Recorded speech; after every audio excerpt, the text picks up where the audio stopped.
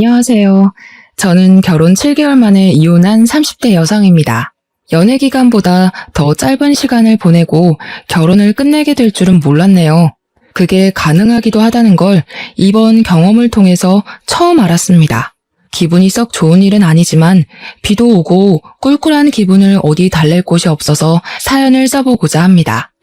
날씨처럼 꿀꿀한 저의 사연 들어보시고 부디 여러분들은 저희 남편 같은 사람 안 만나셨으면 좋겠어요. 저는 치과 의사입니다. 동네 괜찮은 곳에 병원을 냈고 저 혼자 원장이어도 제법 운영이 잘 되는 치과였습니다. 남편을 만나게 된 건 의사 대 환자로서였어요. 남편이 저희 치과를 이용하기 시작한 다음부터 제게 적극적인 관심을 보여줬는데요. 처음에는 남편의 관심이 상당히 부담스러웠어요. 그런데 사적인 감정 때문에 환자를 따로 안 받는 건 의사로서 말이 안 되잖아요.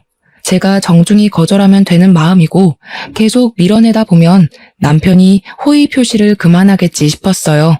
그런데 남편은 치료를 다 끝냈는데도 한 번씩 우리 병원에 들러서 직원들에게 음료수 사주고 도시락을 쏘고 하더라고요. 한 번은 남편의 그런 행동에 따로 경고를 하기도 했었어요. 그만해달라고 말이죠. 근데 그 상황에서 남편은 오히려 제게 고백을 해버리더라고요. 저더러 따로 연락하는 남자나 맞선이 예정된 상대가 있는 게 아니라면 한 달만 만나달라고 하대요. 웃기게도 너무 사정을 하길래 제가 결국 알겠다고 하고 받아줬어요. 대신 한 달 뒤엔 그만해달라고 했죠. 그렇게 친구처럼 만나기 시작했는데 말도 안 되게 저는 남편의 매력에 빠져버렸습니다. 한 달이 끝났는데 남편이 제게 다시 고백을 했는데 그땐 제가 한 달 전과 다른 마음으로 받아주게 되었어요. 신기하게도 그 인연으로 결혼까지 하게 되었네요.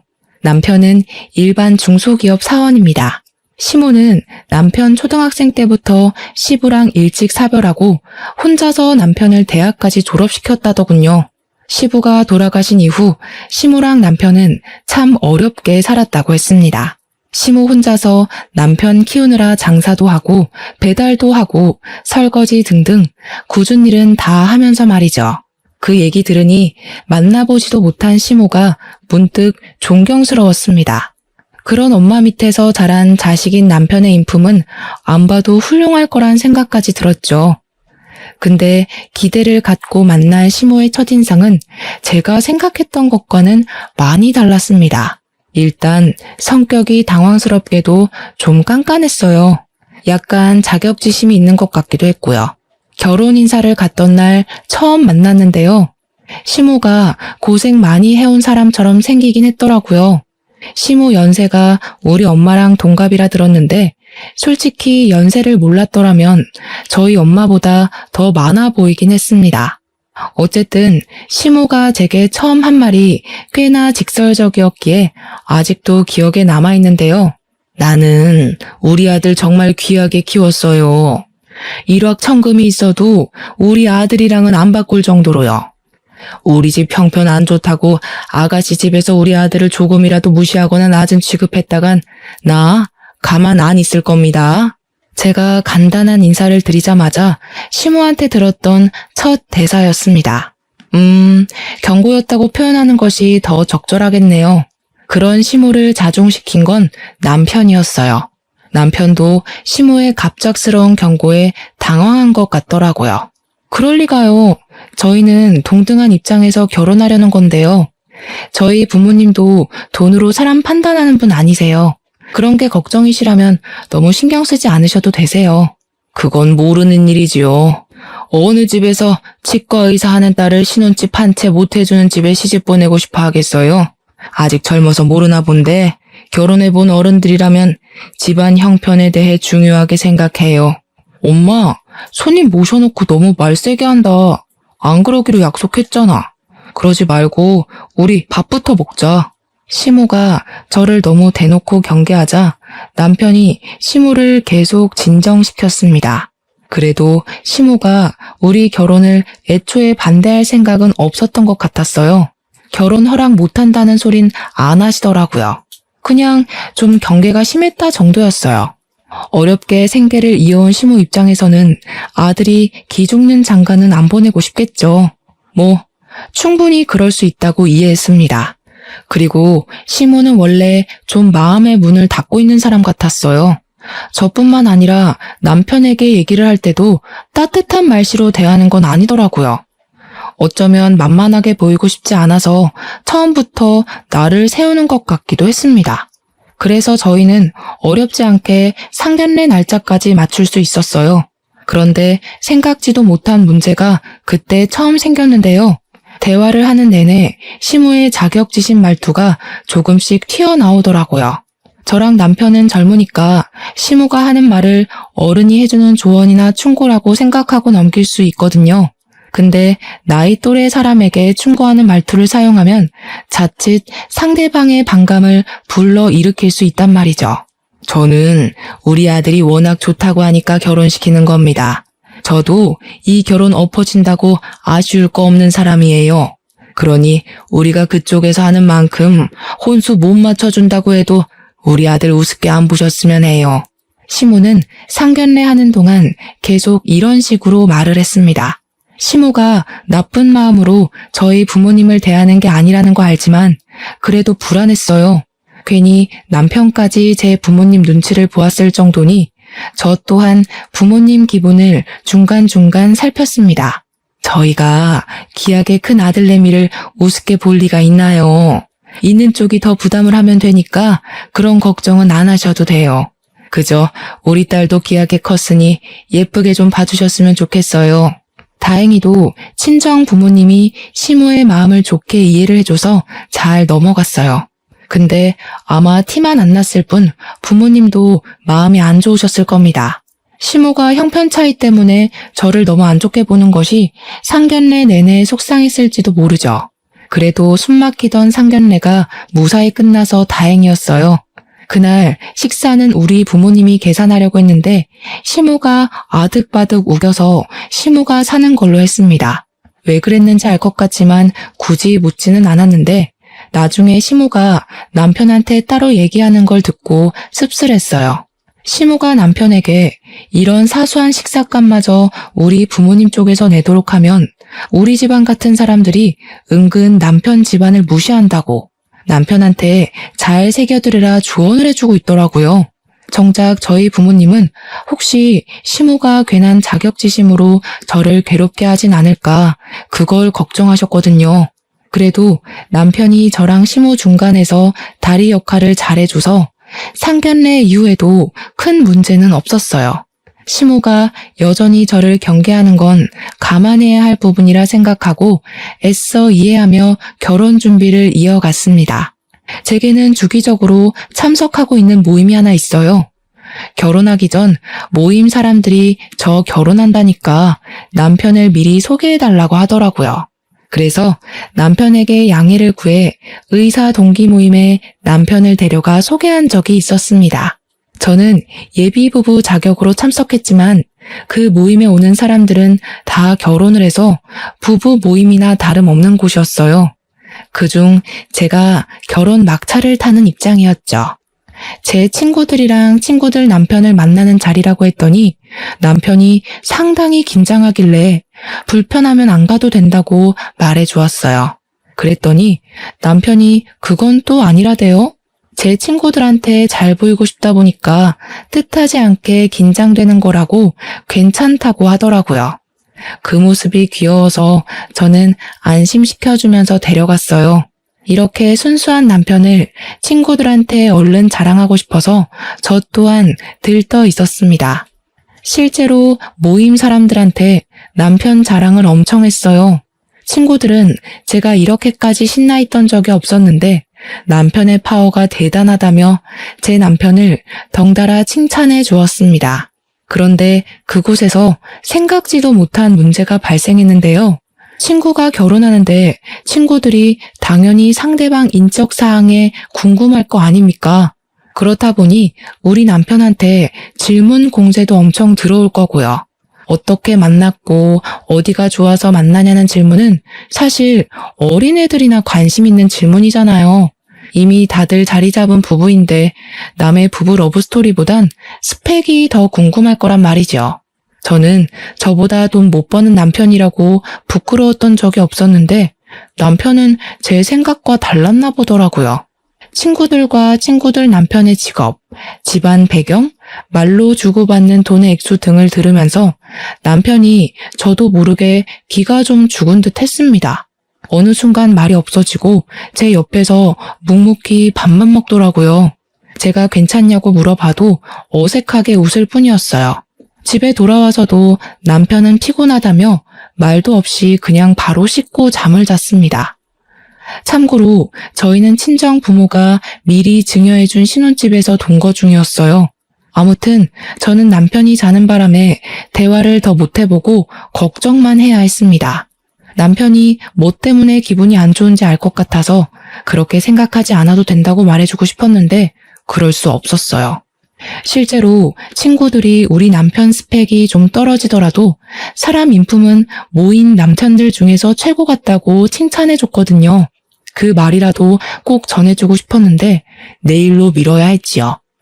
근데 내일도 저는 남편을 위로해줄 수 없었습니다. 다음날 다짜고짜 시모가 집에 쳐들어왔거든요. 남편이 제가 늦게 일어나는 사이 어제 모임 일을 시모한테 얘기했던 건지 시모가 집에 들어오자마자 들고 있던 가방으로 저를 한 대 치면서 따지더라고요. 너 우리 아들한테 갑질했니? 돈 없는 집안이라고 무시했어? 내가 너 이럴 줄 알았다. 이런 식으로 사람 기죽여서 우리 아들 머리 위에 올라앉을 작정이었냐? 네? 무슨 소리세요?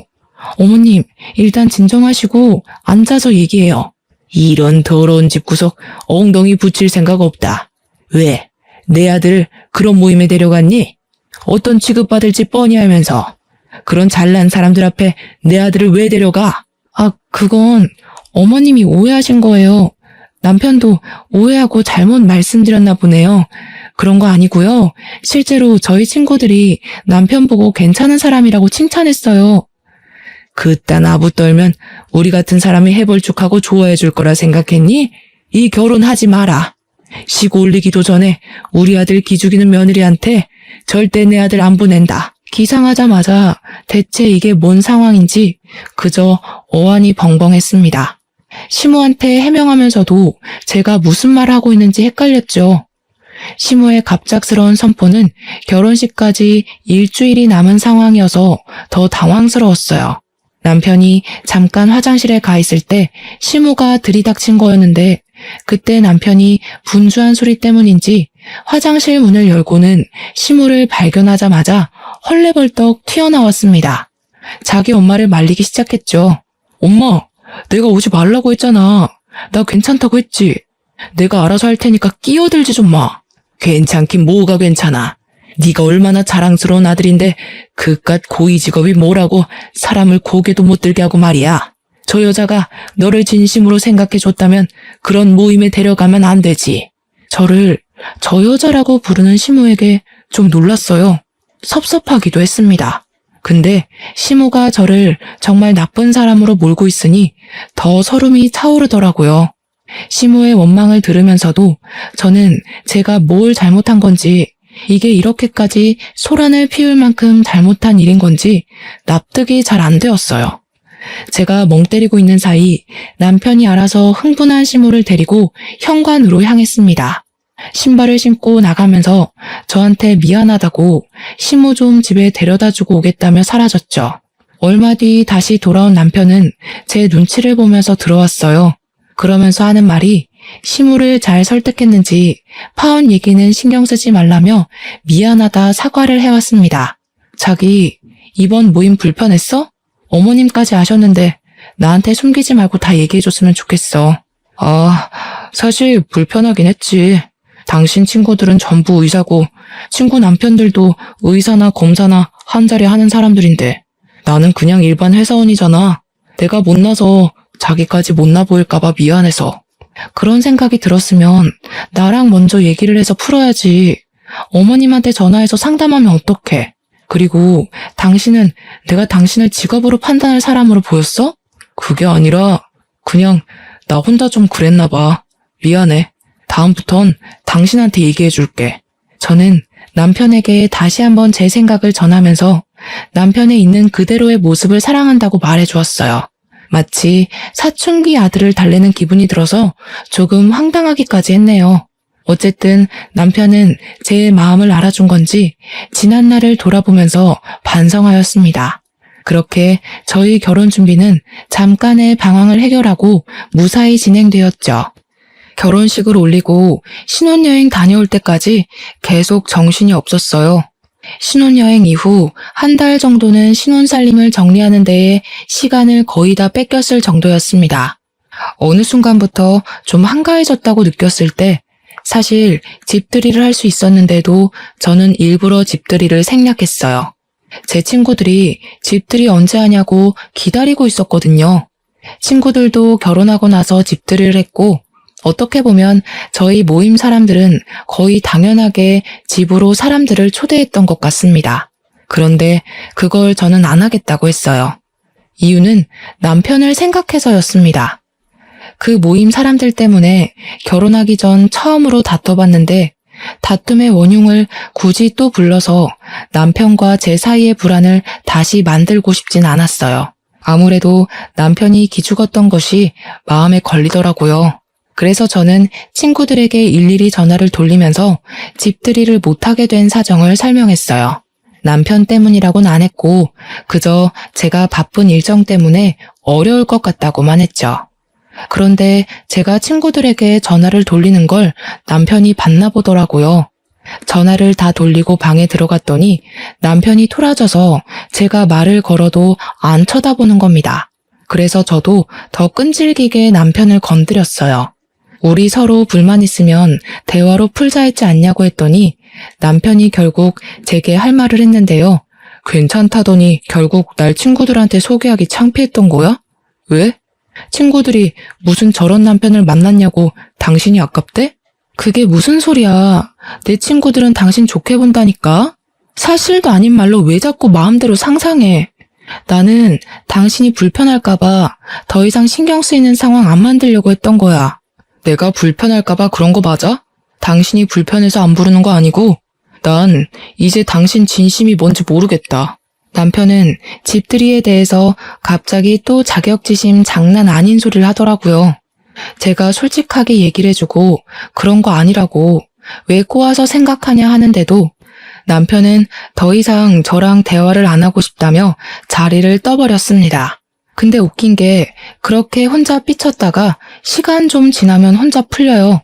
이게 몇 번 반복이 되었었는데 어느 순간부턴 저도 지쳐서 그냥 내버려뒀습니다.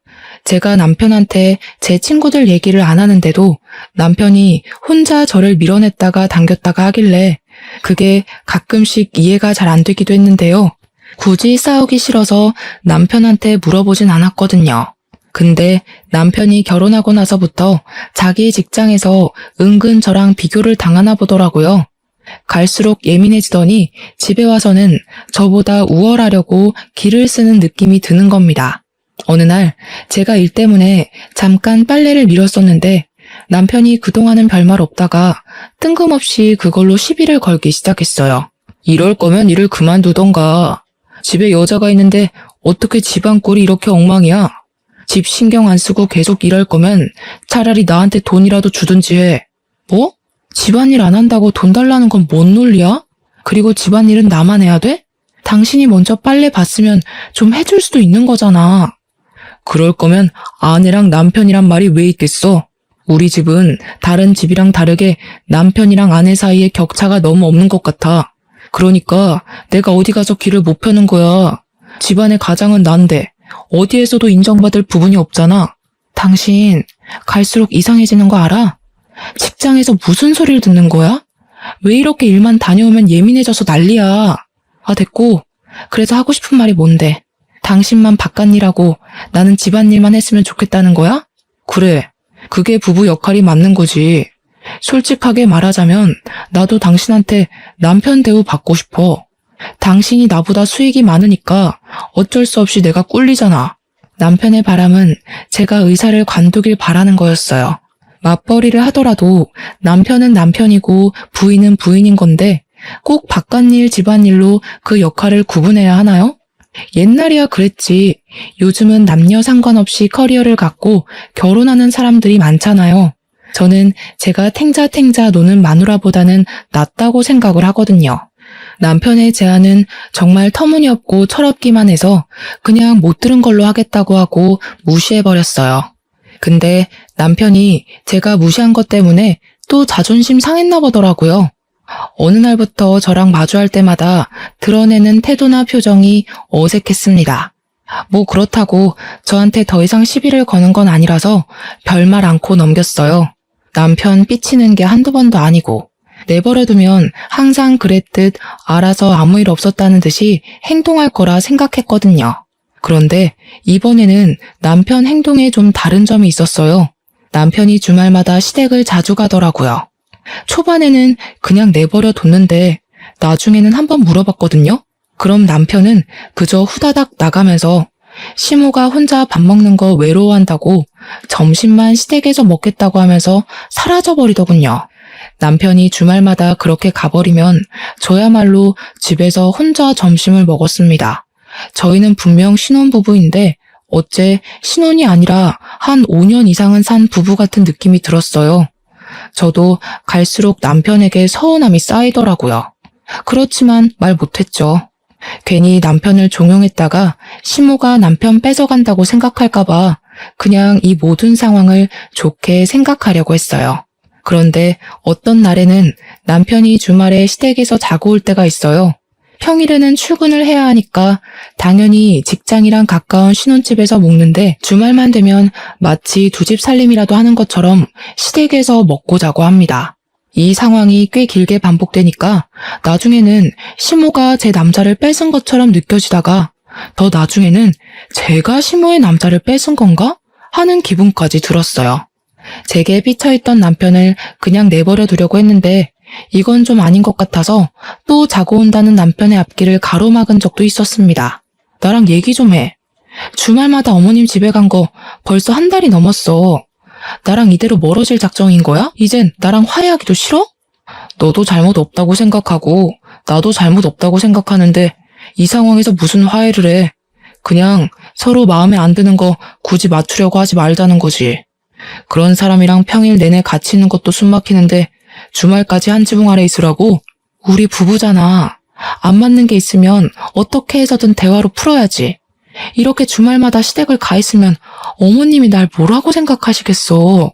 남편더러 가지 말라고 했더니 남편은 기어코 집을 나가버렸습니다. 저랑 대화가 끝나지도 않았는데 말이죠. 그리고 이 사실을 남편이 또 시모에게 말했나 봐요. 어김없이 시모한테서 전화가 왔는데요. 너 내 아들한테 우리 집 온다고 한 소리 했니? 우리 아들 잡고 살 작정인 거야? 그럼 그렇지. 네가 우리 아들을 남편으로 안 보고 네 발 아래로 봤으니까 그렇게 함부로 사람을 지지고 볶겠지. 어머님, 도대체 남편이랑 저한테 왜 이러시는 거예요? 제가 남편 무시한 적 없다고 몇 번을 말씀드려요. 남편 좀 보내주세요.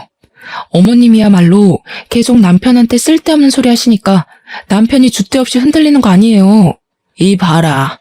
이젠 시엠이고 뭐고 없다 이거지? 아무리 의사라도 사람을 이렇게 무시할 순 없다. 우리 아들이 평일 내내 스트레스 받는 것 같던데 주말에는 좀 쉬게 놔둬라. 매정하게 전화를 끄는 시모는 끝내 남편 좀 바꿔달라는 제 말을 다 무시해버렸어요. 남편은 제 연락을 아예 받지 않았습니다. 그러다 어김없이 일요일 저녁이 되면 신혼집으로 돌아오는데 제가 무슨 말이라도 걸까 싶은지 화장실 갔다가 바로 잠자리에 들어요. 당시 저희가 결혼한 지 6개월 정도 되던 때였거든요. 이런 저희 모습을 신혼부부라고 할 수 있는 걸까요? 혹시 남편이 시모를 핑계대고 다른 데서 바람을 피우고 있는 건 아닌가 하는 생각도 해봤는데요. 그러기엔 시모의 간섭이 너무 많아서 불륜일 수가 없겠더라고요. 어쨌든 저는 누구보다 행복한 시간을 보내야 할 새 신부임에도 이혼을 앞둔 사람처럼 쓸쓸한 시간을 보내야 했습니다. 그렇게 어느 평일날이었어요. 여느 때처럼 출근을 했는데 갑자기 병원으로 경찰들이 들이닥치더라고요. 환복도 못한 저는 경찰에게 무슨 일이냐고 물었습니다. 그랬더니 경찰이 뜬금없이 거짓 청구 신고로 수사를 하겠다는 겁니다. 잠깐만요. 거짓 청구라뇨. 저희 병원에서 거짓 청구를 했다는 말씀이세요? 죄송하지만 잘못 알고 오신 거 아니에요? 저희는 그런 적이 없는데요. 제가 경찰의 말에 강력하게 부정을 표현하자 경찰이 저를 훑어보더니 여기 원장이냐고 묻더군요. 그래서 제가 원장이라고 했더니 경찰이 자세한 신고 내용을 말해 주었습니다. 우리 병원에서 제가 진료 행위를 하지도 않았는데 했다고 사문서를 위조하는 부정 방법으로 진료비를 갈취했다는 겁니다. 그게 수사 이유래요. 저는 설명을 듣고도 더 이해할 수 없어서 무슨 말도 안 되는 소리를 하냐고 대체 누가 그런 엉뚱한 신고를 했냐고 따졌습니다.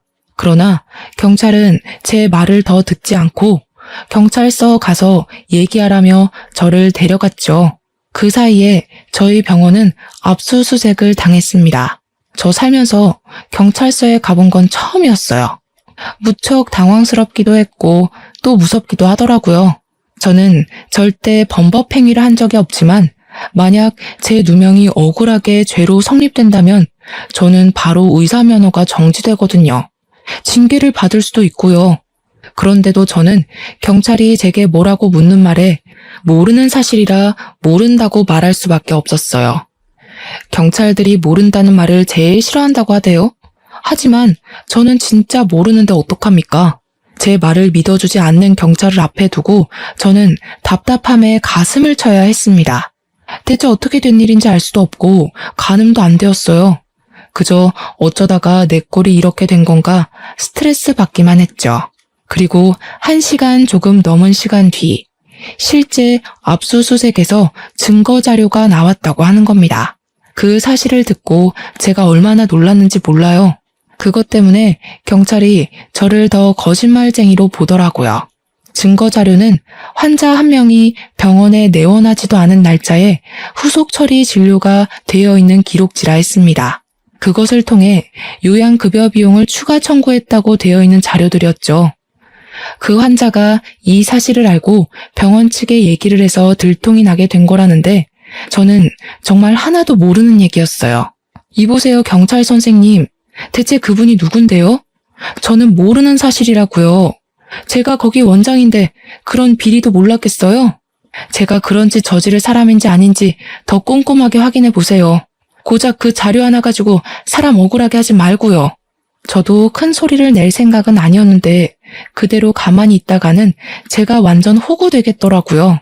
그래서 항의할 수 있을 만큼 기를 썼습니다. 답답해서 경찰한테 계속 따졌더니 결국 경찰이 신고자를 알려주었는데요. 당황스럽게도 신고자는 우리 치과에 일하는 치위생사 선생님이었어요. 우리 병원의 치위생사는 총 3명입니다. 치위생사 선생님들은 저랑 같이 일한 연차가 기본 2년은 되어요. 그래서 제가 그 선생님들 성격을 모르지도 않고 대충 어떤 사람들인지도 알고 있습니다. 그 선생님들 중 한 명이 신고했다는 건데 제가 평소 생각하고 있는 선생님들 인품을 떠올리면 그럴 만한 인물들이 없어요. 그럴 리가 없어서 저는 당장 그 신고자를 불러달라 했지만 신고자 보호법 때문에 그럴 수 없다고 하더라고요. 저 이대로면 꼼짝없이 의사 면허 정지되는 걸 두고 볼 수밖에 없는 실정이었어요. 그 사이 제 사정이 남편한테 전달되어서 남편이 경찰서로 찾아왔는데요. 그래도 가족이라고 남편을 보자마자 마음 한편에 무서웠던 감정이 사르르 녹더라고요. 저는 제 억울한 사정을 남편한테 호소하면서 결국 눈물을 보이고 말았습니다. 우리 부부 한동안 다퉈서 말도 잘 안 섞었었는데 어려운 처지에 처하니까 냉각 끼고 뭐고 그런 건 전혀 개의치 않아지더라고요. 저 못지않게 놀랐던 남편이 저를 달래주는데 걱정을 많이 해줘서 고마웠어요. 든든하기도 했고요. 그런데 그것도 아주 잠깐의 감동이었습니다. 남편이 뜬금없이 황당한 소리를 하더라고요. 이참에 잘 됐어. 내가 일하면 되잖아. 당신은 그냥 집에서 푹 쉬면서 집안일 하면 되지. 너무 걱정 마. 내가 당신 평생 먹여 살릴 수 있어. 이렇게 그만두는 것보단 당신이 당신 손으로 직접 의사직을 내려놓는 게 좋았을 것 같은데 그건 좀 속상하겠다. 이게 지금 제 상황에 알맞은 위로인가요?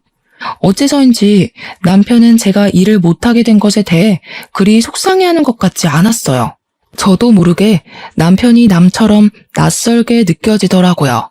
그래서 맞잡고 있던 손까지 슬쩍 놓아버렸습니다. 남편의 말을 못 들은 척하면서 경찰한테 다시 제 의견을 어필했어요. 저는 이 사실 인정 못한다고, 내가 모르는 사실 때문에 자격정지를 받아들일 수 없다고 따졌죠. 그러면서 지금 이 상황에 대해 소송할 거라고도 했습니다. 그랬더니 갑자기 경찰이 아닌 남편이 나서서 저를 말리는 거 아니겠어요? 무슨 소송을 한다고? 어차피 완전 그만두게 되는 것도 아니고 6개월 정지 후에 풀릴 거잖아. 소송하려면 변호사 선임도 해야 되는데 왜 굳이 그런 쓸데없는 데 돈을 날려? 싫어. 내가 하지도 않은 짓 때문에 죗값을 받아야 되는데 당신은 당신 와이프가 억울하게 누명 쓰는 거에 대해서 속상하지 않아? 어떻게 아무것도 안 해보고 바로 인정을 할 수가 있어?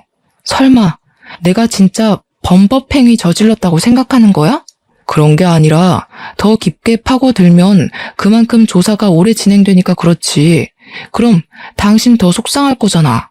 나는 당신 기분 걱정해서 얼른 넘기고 싶었던 거야. 그냥 6개월만 휴가 받았다고 생각하고 쉬면 안 되겠어? 남편이 저를 생각해서 말하는 내용은 전혀 저를 염두에 둔 생각이 아니었어요.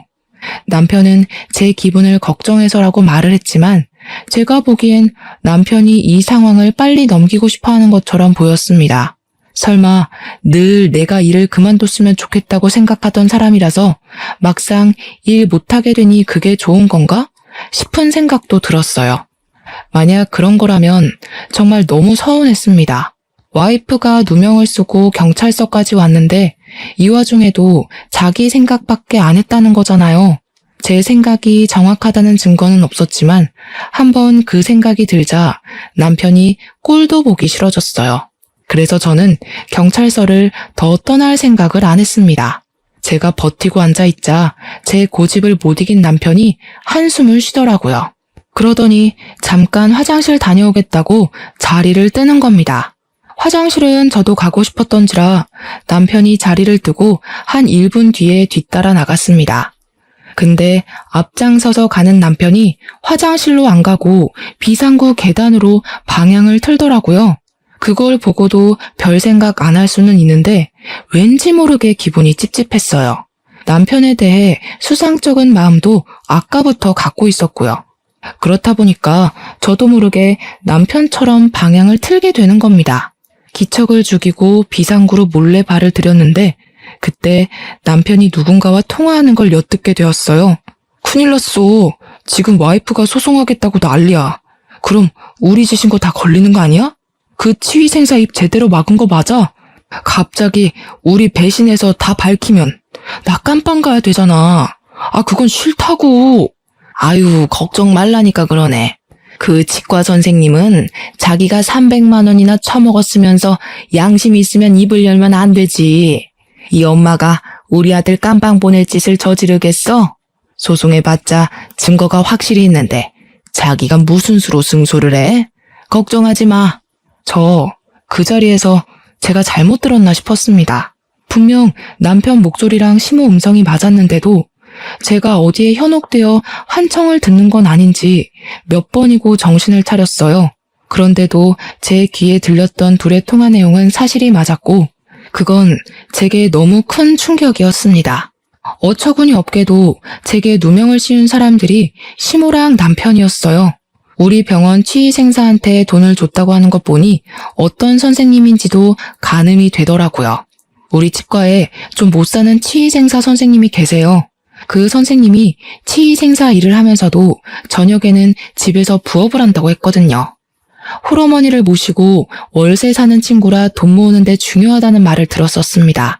그래서 시모가 말하는 그 300만 원이란 돈에 가장 흔들렸을 선생님일 거예요.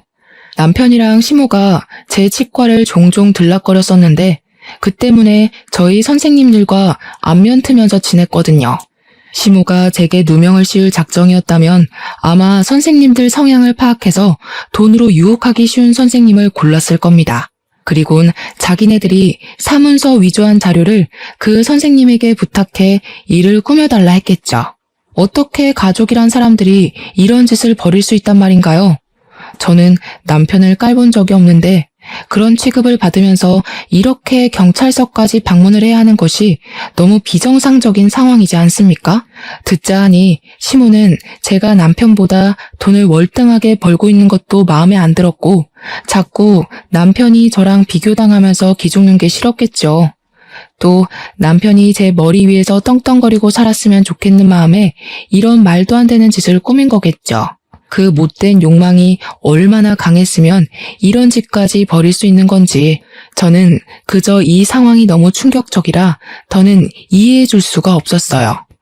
비상구에서 엿듣는 걸 그만하고 저는 당장 비상구로 쳐들어가 남편의 뒤통수를 휘갈겼습니다.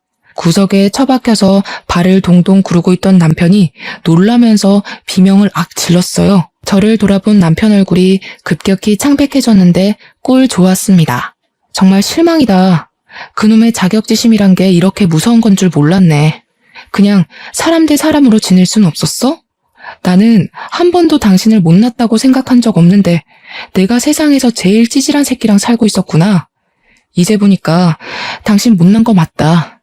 내가 본 사람들 중에 역대급으로 못났고 불쌍해. 뭐?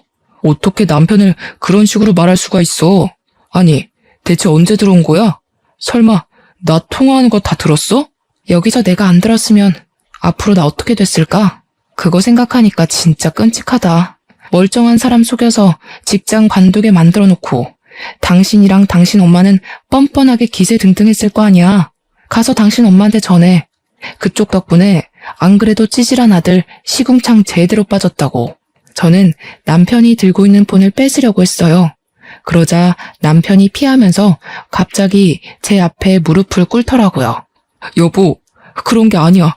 당신이 어디서부터 어디까지 들었는지 모르겠는데 사실이랑 왜곡된 부분이 많을 거야. 일단 나는 엄마가 시키는 대로 해서 뭐가 뭔지 잘 몰라. 장난하니? 나 처음부터 다 들었어. 더 듣기 싫어서 당신 머리통 후려친 거고. 어떻게 다 들킨 마당에도 발뺌하기 바쁘냐? 정신이 똑바로 박혔으면 사과 먼저 해야 되는 거 아니야? 아, 미안해. 진짜 미안해. 근데 난 진짜 엄마가 시키는 대로 해서 아무것도 몰라. 네가 우리 엄마랑 통화해봐. 남편이 아직 끊기지 않은 휴대폰을 제게 내밀었어요. 잘 됐다 싶어서 저 바로 시무랑 통화를 했죠. 어머님 아들이 깜빵 갈지 안 갈지를 왜 어머님이 정해요? 안타깝게도 어머님 아들은 어머님 때문에 깜빵 가게 될 거예요. 저를 그렇게 일 관두게 만들고 싶었어요. 그런데 머리 쓸 시간 있으면 아들 의사 시키는데 기를 쓰지 그러셨어요. 왜 엄한 사람을 아들 아래 두려고 하신대? 너 일단 진정해봐라. 우리 만나서 얘기를 해보자. 아무래도 대화로 풀어보는 게 좋을 것 같네. 지금 내가 너희 집으로 갈 테니까 가서 기다려.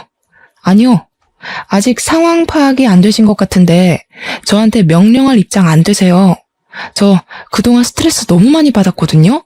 두 사람 깜빵 앉혀놓으면 제가 숨을 못 쉴 것 같아서 안 되겠어요. 이해 좀 하세요. 저는 전화를 끊자마자 남편을 발로 밀어버리고 그대로 비상구를 뛰쳐나갔어요. 당장 경찰서로 돌아가 증거로 제출했습니다. 제게 얻어맞고 욕먹은 남편이 뒤늦게 정신을 차리고 쫓아왔지만 증거물은 이미 제출된 뒤였죠.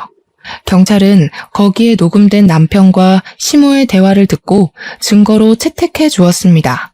그때부턴 상황이 역전되어 시모랑 남편이 되레 구속이 되었어요. 사기죄와 사문서 위조죄는 제법 중죄라서 감방 살기 싫다는 남편은 끝내 감방 신세를 지게 되었죠. 그리고 범행을 도왔던 치위생사 선생님도 나중에 잡혀왔는데 그 선생님은 제가 그냥 합의해줬어요.